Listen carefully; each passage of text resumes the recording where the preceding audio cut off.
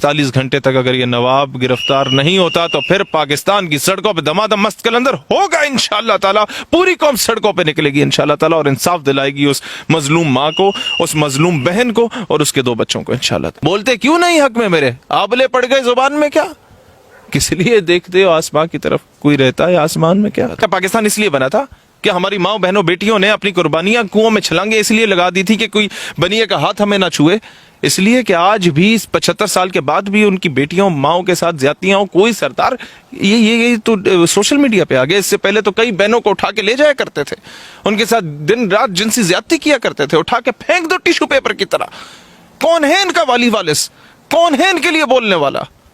रियासत माँ होती है, मर गई। बलूचिस्तान के एक सरदार ने एक खातून को तेजाब डालकर उसके बच्चों समेत कुएं में फेंक दिया, क्या कहना चाहेंगे आप? आपको लगता है कि ये 25 करोड़ इंसानों का मुल्क है? ये 25 करोड़ मुर्दों, चलती फिरती लाशों और पत्थर से बनी मूर्तियों का मुल्क बन चुका है। इंसाफ के तकाजे कौन पूरे करेगा जब राव अनवार भी रिहा होके आ जाता है नकीबुल्लाह महसूद का कातिल और पूरे खैबर पख्तूनख्वा में आग लग जाती है? कौन पूरे करेगा इंसाफ के तकाजे के जब एक गाड़ी के नीचे एक पुलिस वाले को कुचल देने वाला पश्तून सरदार जो है बलूचिस्तान में बाइज्जत बरी होके आता है और उसके ऊपर फूलों के गुलदस्ते, फूलों के हार डाले जाते हैं उसको? यही होगा इस सरदार के साथ। अव्वल तो गिरफ्तार नहीं होने देंगे। क्या वजीर आला बलूचिस्तान ने इस 24 घंटों में कोई एक बयान दिया? नहीं। क्या होम मिनिस्टर बलूचिस्तान ने एक बयान दिया इन 24 घंटों में? नहीं। भाईजान, हाथों में कुरान उठा के अगर एक औरत दुहाइयां दे रही है, पिछले कई दिनों से वो अगवा की गई है, उसके बच्चे अगवा किए गए हैं, उसकी बेटी के साथ ये सरदार रोजाना ज्यादती करता है, सिवाय उसके अपने बेटे इनाम खितरान के किसी ने ऐलान बगावत नहीं किया अभी तक, सिवाय सरफराज बुगटी ने। उसके अलावा वो सारे बलूचिस्तान के लोगों को गौले करता रहा कि बोलो कुछ। सवाल पूछ रहे बलूचिस्तान के हर किसान मजदूर और हारी के हमारे बच्चों को, हमारी बेटियों के साथ कब तक ज्यादती की जाएगी? सवाल पूछ रहे बलूचिस्तान का, पंजाब का, सिंध के, अंदरूने सिंध का हर किसान मजदूर हारी के कब तक मेरे बच्चों को कत्ल किया जाएगा और बीच चौराहे में उसकी लाश को फेंक दिया जाएगा, कुएं में उसकी लाश को फेंक दिया जाएगा, उसकी लाश को कत्ल करने के बाद मस्क कर दिया जाएगा, उसके ऊपर तेजाब फेंक दिया जाएगा? कब तक ऐसा होगा? कुरान पाक का भी हया नहीं करते। ये इदारे कब होश में आएंगे? ये ब्यूरोक्रेसी कब होश में आएगी? ये पुलिस कब होश में आएगी? तब जब ये सारा कुछ पानी फिर जाएगा, उसके बाद जाके एक छापा सरदार के घर में मार दो और बोलो सरदार सब गायब हो गए। कहां गायब हो गए? कौन करेगा इंसाफ? लोग तो सच बोलने से घबराना शुरू हो जाएंगे। और क्या होगा इसका? यही होगा कि दो तीन गवाहान ले आए जाएंगे सामने और कहा जाएगा कि जी ये सरदार साहब ने कुछ नहीं किया, हमने इसे कत्ल कर दिया, हम जिम्मेदारी कबूल करते हैं, और बाद में अदालत में वो गिल्टी प्रूव ही नहीं होंगे, जाके बाहर आ जाएंगे 2-4 साल के बाद। यही कुछ तो होता रहा है। पूरे बलूचिस्तान में मरी कबाइल की खातून है। हरबियार मरी क्यों नहीं बोला? जो बलूचिस्तान राइट्स की बात करता था, इंडिया की गोद में बैठा हुआ, इंडिया ने इजाजत नहीं दी अभी तक, इसीलिए। और फिर ना कोई मरी कबाइल का बंदा बोला, ना कोई बुगटी कबाइल का बंदा बोला, ना कोई मोहम्मद हसनी कबाइल का बंदा बोला, ना कोई मोंदरानी पेरोजानी, कोई क्यों नहीं बोले? अवाम तो बोल रही है सरदार किधर है, अवाम तो बोल रही है नवाब वडेरे जागीरदार किधर है, क्योंकि वो इनका कुलीग है। वो इस हमाम में सारे नवाब वडेरे जागीरदार नंगे हो चुके हैं। इस वजह से कोई बोलने की जसारत नहीं करता कि कल को उनके केसेस भी सामने आएंगे। ये कोई एक केस थोड़ी है, इससे पहले कई सैकड़ों बंदे इस नवाब ने कत्ल कर दिए। कोई सहाफी बोलता था इसके जुल्म के खिलाफ, उसको कत्ल कर दिया जाता था। कोई नहीं बोलता था। ख्वाब गफलत से बेदार होने के लिए कौम तैयार ही नहीं है। तो फिर इंतजार करो अपनी बारी का, इंतजार करो कल तुम्हारे मुंह पे तेजाब फेंक के तुम्हें कुएं में फेंक दिया जाता है और तुम्हारी लाश भी नहीं मिलती। इनकी तो लाश मिल गई तो फिर वावेला मच गया सोशल मीडिया पे।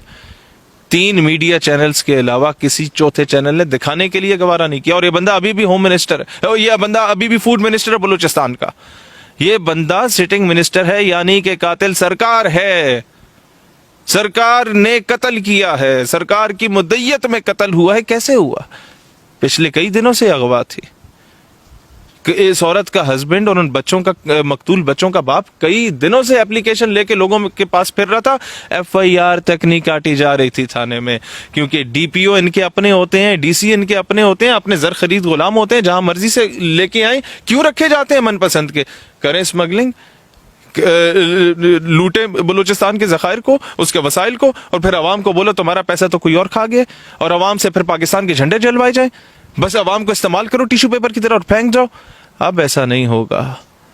اب ان بلوچوں کے لیے, اس بلوچ خاتون کے لیے, اس ماں کے لیے اور اس کی وہ معصوم بیٹی جس کے ساتھ وہ سردار روزانہ زیادتی کرتا تھا, اور وہ 2 بچے جن کی لاشیں کنویں سے برآمد ہوئی, ان سب کو جن پہ تیزاب پھینکا گیا, اس کے لیے اب ان کا پنجابی بھائی آواز اٹھائے گا. میں خود کو کبھی پنجابی نہیں کہتا, لیکن وہ مجھے پنجابی کہتے ہیں.